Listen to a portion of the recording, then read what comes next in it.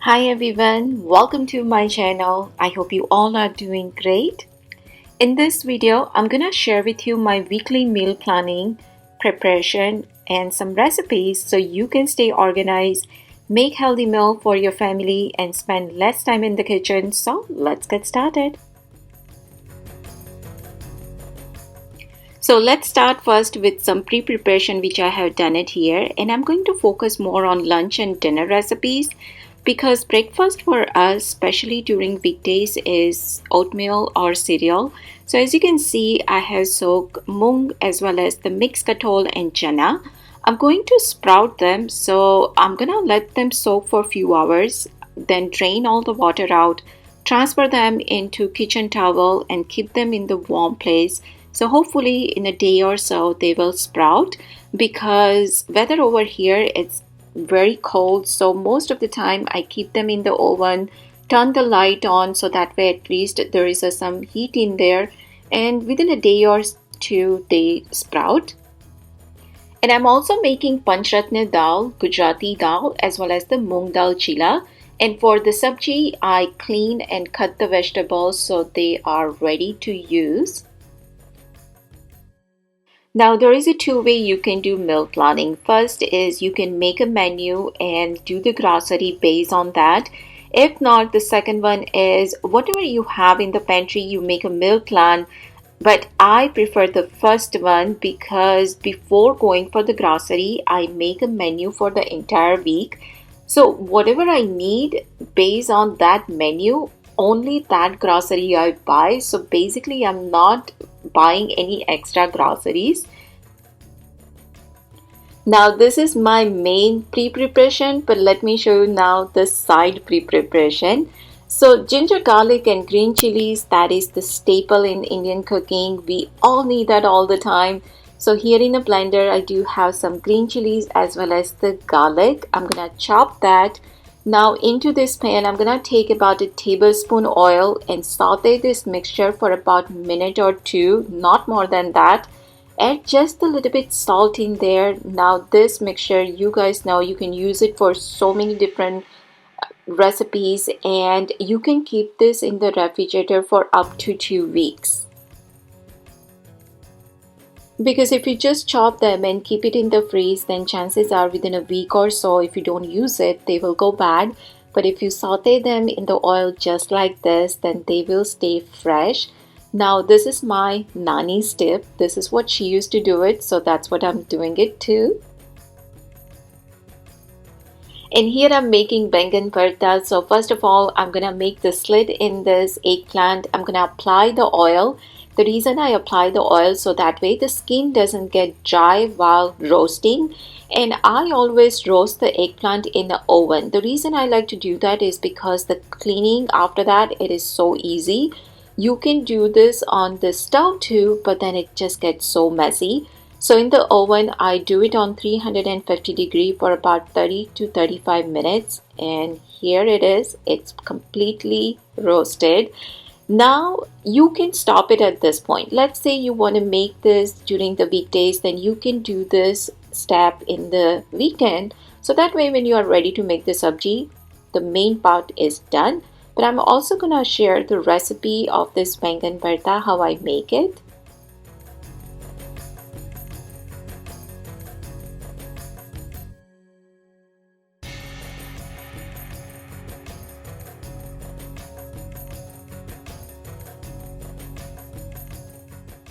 So here in a pan, I do have some oil. Once the oil is hot enough, add some asa patida as well as the green chili garlic mixture that we made it. I'm gonna let that saute just for about a second or so. Next, I'm gonna add the tomato. Now I'm gonna let the tomato cook for about a couple of minutes or so, and then I'm gonna add all the dry spices. So first of all, haldi powder, dhania jeera powder, as well as the red chili powder. I'm also adding some Kitchen King masala. If you don't have a Kitchen King masala, you can always add just a little bit of garam masala. I'm gonna let all this masala cook for about a minute or two, and then I'm gonna add some green peas. Now I'm using the frozen one here. If you can find the fresh one, nothing can beat the fresh one. But I do have the frozen one, so I'm gonna add that and let that cook for about a minute or so. And then I'm adding some green onion. I really like the combination of the green onion, green peas in this pankan burta. But if you do want to use the other onion, you can add that when you add the tomato. And here I'm adding the eggplant in there. I'm gonna go ahead and mix everything properly. Add salt to taste and let that cook for next 5 to 7 minutes until oil is not separated. Garnish that with some cilantro on top, and that's it. Our pankan burta is all done.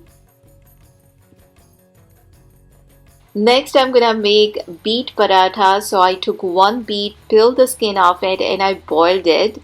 I'm gonna drain all the water out and then I'm gonna make a puree out of it. When you make a puree, you don't need to add any other ingredients at that point, but here I'm using the same pan which I made green chili and garlic. I just don't want that flavor to go wasted, so I'm using that pan to make a dough. So I took first wheat flour, a regular chapati atta, into that adding the beet. Next I'm gonna add salt to taste as well as the green chili garlic, and here I save some water. So in case if I need to add some water to make the dough out of it, I can just use that water. Next I'm gonna add just a little bit of asafoetida and then make a dough out of this. This paratha, guys, came out so yummy. You can make this for lunch or even for the breakfast too. So this atta should be just like our regular paratha atta, not too soft, not too hard.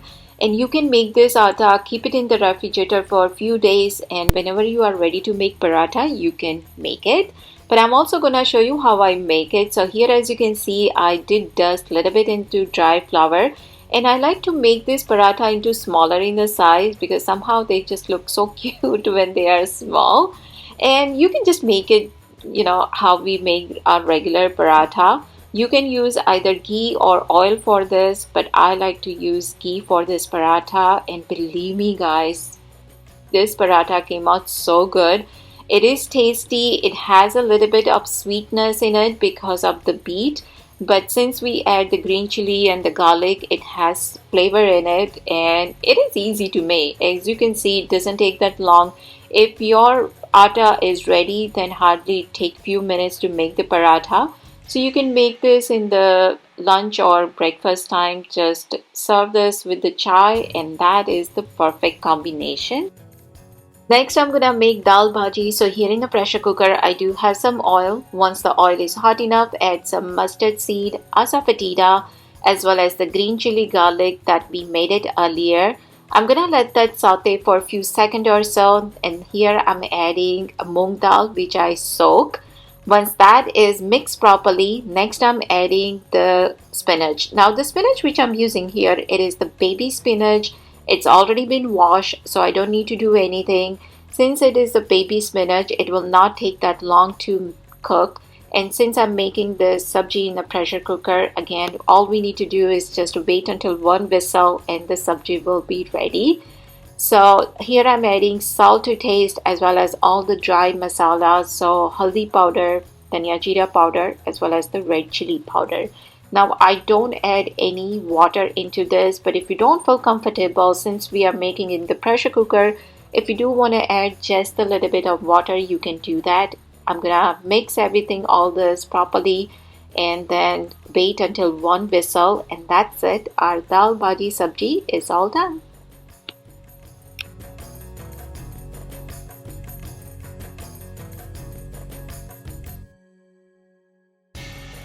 So now let's make the panchatna dal. So here I have chana dal, urad dal, masoor dal, as well as the moong dal, one with the skin and without the skin. I soak all those five dal, and now here in the pressure cooker I'm adding about a cup of water. Also adding some onion as well as the garlic, green chilies, tomatoes, and about tablespoon oil. The reason I like to add the oil into the dal, especially when I'm pressure cooking, because sometimes if there is an extra water into the dal, it oozes out and it just makes so much mess around it. So I always add about a tablespoon oil into that. Next, I'm gonna add all the dry spices, so haldi powder, just a little bit of dhania jeera powder and the red chili powder. We're gonna go ahead and mix everything properly and pressure cook this for about a couple of whistles. Now while that is cooking, on this other side, I made the tadka. For tadka, I use ghee. Into that, I add some green chili garlic mixture that we made it. Also some red chili powder into that. And here as you can see, our dal is completely ready. I did add the salt to taste. And now we're gonna add the tadka on the top, and that's it. Our panchatna dal is all done. Also, to keep green chili fresh for a very long time, you do want to first wash them properly, let it air dry, and then cut the stem, keep it in the airtight container with the paper napkin on the bottom as well as on the top, and that will guarantee you guys that will keep your green chili fresh for a very long time, because green chili for Indian kitchen is a must. So this is how I keep my green chili fresh for longer time. And here I have a bindi which I already wash it and let it air dry it, but I'm not ready to make sabji right now. So I'm gonna transfer that into this mesh bag and keep it in the fridge, so whenever I'm ready to make sabji, I can make it. If you don't have this kind of mesh bag, you can always use the paper bag, because that will also keep your vegetable fresh for longer time. And I did the same thing with the tindora. I washed them, cut them. They are already been dry completely. I'm gonna transfer them into this bag and keep it in the freeze. And here I have my chana. So as I mentioned earlier, I'm gonna sprout them. So I'll keep this in the oven. So within a couple of days, hopefully they will sprout. So this is my weekly meal planning, preparation, and some recipes. So I hope you guys have enjoyed today's video. Thank you so much for watching. Take care, and I will see you soon in my next video. Bye.